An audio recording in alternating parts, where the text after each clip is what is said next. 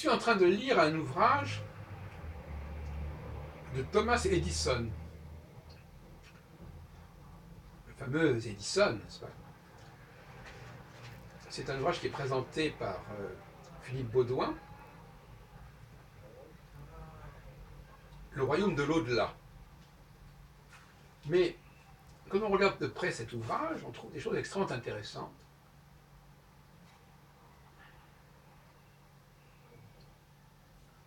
Je vais lire un passage d'un texte qui s'appelle donc Les mystères de la vie. Cet ouvrage est un peu une sorte de anthologie d'un certain nombre de textes de Edison qui ne sont pas très connus.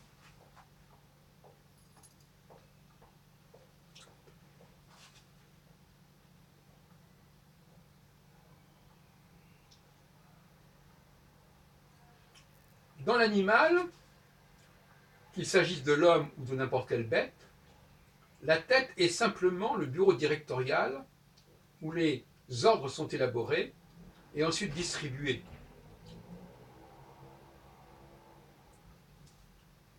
Le cerveau est occupé par les entités les plus capables, les chefs de file.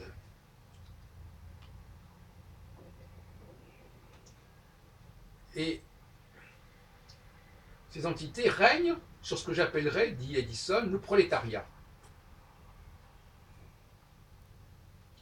Mais il est dangereux de présumer que le prolétariat soit forcément dépourvu d'intelligence.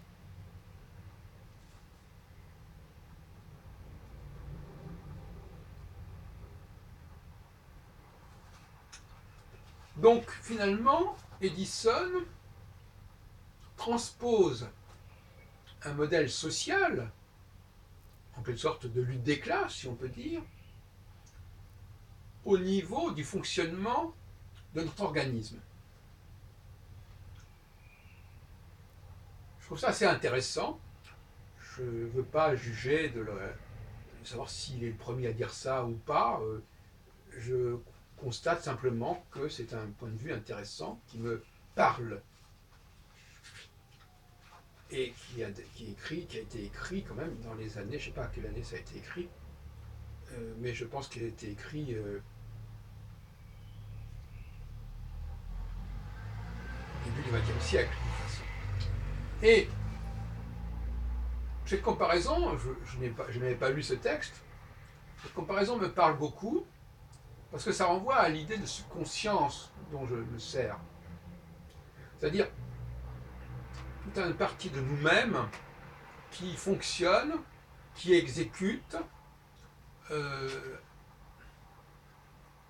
et qui n'a pas à discuter, en fait.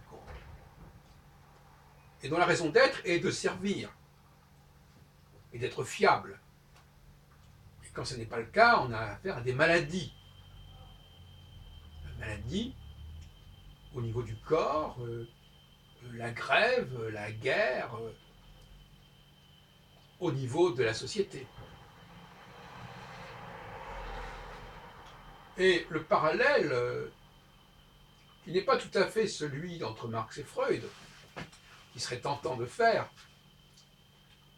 Marx décrivant les mécanismes sociaux, les luttes sociales, et Freud décrivant les luttes, les tensions à l'intérieur de la psyché. Mais on n'en est pas très loin. La seule différence, c'est que,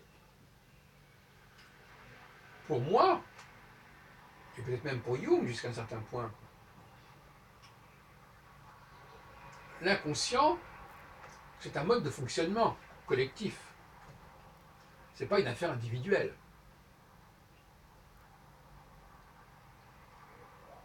Deuxièmement, il est clair que nous sommes tous porteurs, à titre individuel, d'un déterminisme collectif. C'est-à-dire que ce que nous trouvons en nous-mêmes, d'autres personnes peuvent le trouver aussi en eux-mêmes, à peu près identiquement. Donc là, il y a une confusion, il y a un risque de confusion, parce qu'effectivement,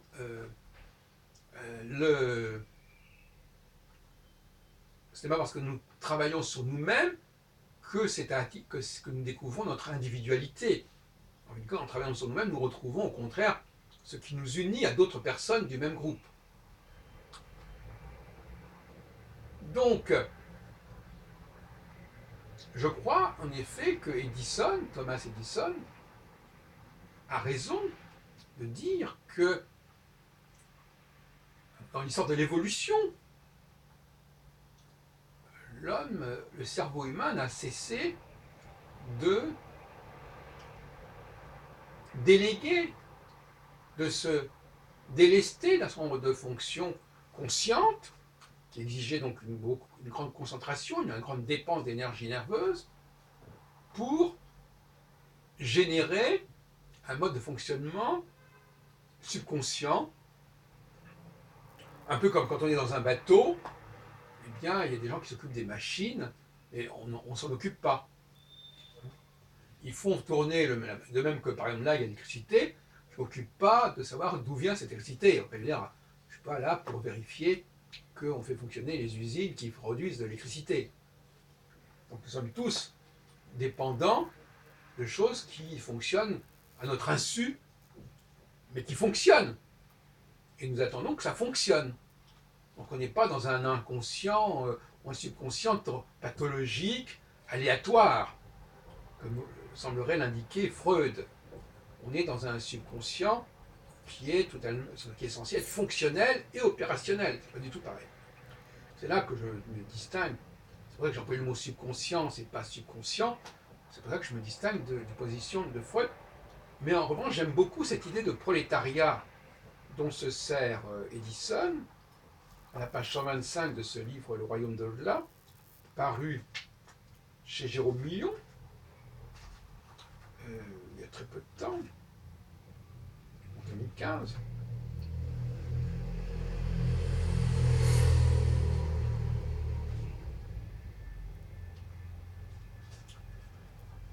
Je trouve que c'est plein de bon sens, cette position. Et c'est fondamental.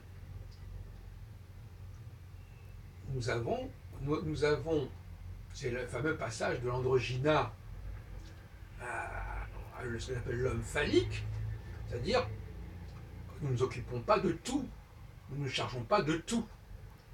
Enfin, en tout cas, nous en chargeons, même la femme, quand elle se charge de la procréation, de la gestion de ce qui a été enclenché par l'homme, sur le plan de la procréation, ça l'occupe évidemment quelque part, mais ce sont des processus qui sont quand même plus ou moins automatiques et subconscients.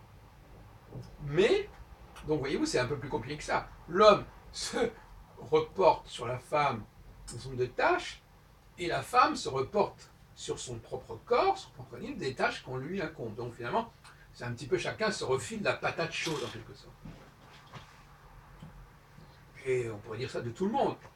Le serviteur sur lequel on demande de faire un certain nombre de choses, lui-même, il va demander à d'autres personnes de faire les choses, ou même à lui-même, mais à des automatismes qu'il a en lui-même, qui vont le soulager et dont il n'aura pas forcément à surveiller avec une vigilance absolue. Il aura une vigilance flottante. Hein. Les automatismes, c'est un peu pour ça. Hein. Les automatismes qu'on peut avoir en conduisant une voiture ou en faisant fonctionner une machine, au fond, ça ne nous prend pas tant d'énergie que cela. Donc c'est bien quelque chose qui est reporté de degré en degré, et même le prolétariat a lui-même son propre prolétariat, qui est son propre corps. Son propre corps qui accomplit des tâches automatiques qui soulagent l'ouvrier, l'employé, de certain nombre d'obligations. C'est ça qui me paraît intéressant.